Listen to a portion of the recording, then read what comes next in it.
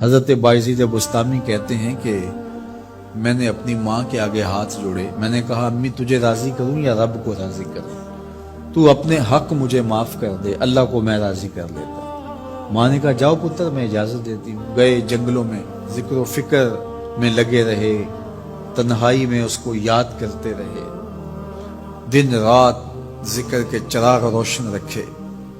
12 سال گزر گئے حق کی تلاش میں۔ ایک دن واپس بستام کے قریب سے گزر رہے تھے، خیال آیا چلتے چلتے ماں کو سلام کر جاؤں۔ دروازے کو دستک دینے لگے تو اس خیال نے ہاتھ روک لیا کہ ساری زندگی ماں کو سکھ تو دیا کوئی نہیں، اب دکھ بھی کیوں دینے لگے؟ رات کا ایک پہر بیت گیا ہے، سردیوں کی لمبی رات ہے، ماں بستر میں لیٹی ہوگی، تیرے لیے اٹھے گی، دروازہ کھولے گی، دروازے کے ساتھ ہی لگ کے بیٹھ گئے اور ساری رات کاٹ گئی اس خیال سے کہ ماں کو تکلیف نہ ہو۔ جب سحری کا وقت ہوا تو اندر سے جو نالی آتی تھی اس نالی سے پانی آیا، سمجھ گئے میری ماں تہجد کے لیے اٹھی ہے اور وضو کا پانی ہے، تو فوراً دروازے پہ دستک دی۔ اندر سے آواز آئی بیٹا بایزید میں ابھی آئی۔ مائیں بیٹوں کے دستک کے انداز سے جان لیتی ہیں یہ کس بیٹے کے ہاتھوں کا لمس ہے۔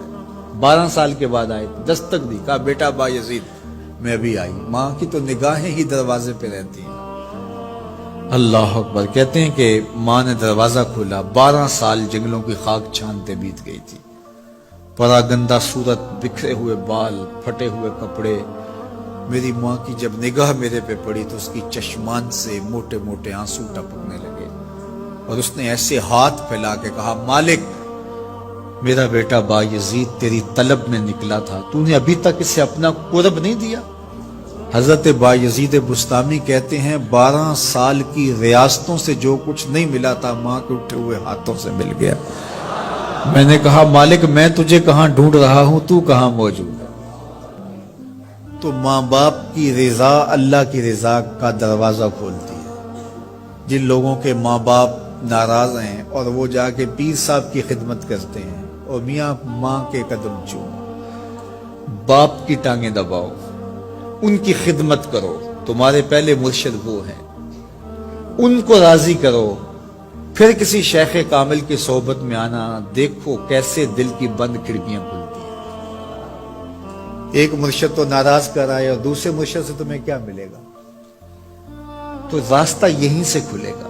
والدین کو کبھی ناراض نہ کرو، والدین کو کبھی دکھ نہ دو، والدین کو کبھی تکلیف نہ پہنچاؤ، اور والدین کو بھی چاہیے کہ اپنی اولاد کو اپنا نافرمان نہ بنائے۔ ایک بزرگ فرماتے ہیں کہ مجھے برابر 30 سال ہو گئے ہیں کہ میں اپنی اولاد کو کوئی حکم ہی نہیں دیا، کوئی حکم نہیں دیا۔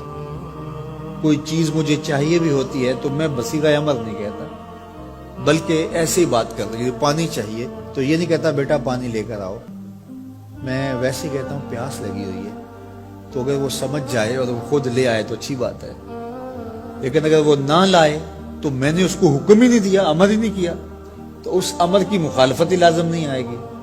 تو کہا 30 سال برابر گزر گئے ہیں، میں نے اپنی اولاد کو حکم نہیں دیا کہ کہیں وہ میری نافرمان نہ ہو جائے، کیونکہ اگر وہ نافرمان ہو گئی پلے کچھ نہیں رہے گا۔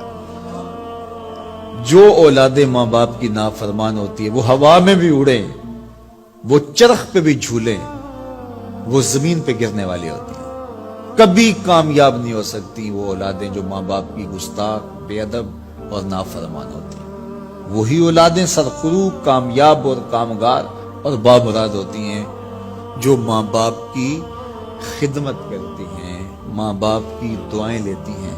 وہ ایک بچہ ماں باپ کے پاؤں دبا رہا تھا تو ایک بچہ ایک بر اعظم میں، دوسرے بر اعظم میں، تیسرے بر اعظم میں بڑے بڑے کاروبار کر رہا تھا، تو کوئی اس کا دوست ملنے آیا، اس نے کہا کہ اس نکمے کو بھی کہیں بھیج دو، فلاں جو ہے وہ یورپ میں ہے، فلاں امریکہ میں ہے، وہاں اتنی بڑی کمپنی اس نے کھولی ہوئی ہے، اس نکمے کو یہاں بٹھایا، اس کو بھیج دو، یہ تو نکمہ کسی کام کا نہیں۔ کہا یہ نکمہ ہی تو میرے کام آ رہا ہے، کہ نکمہ ہی تو میرے کام آ رہا ہے۔ تو اولاد خوش نصیب ہے کہ اپنے ماں باپ کی خدمت کرے، اور ان کے ساتھ حسن سلوک کرے۔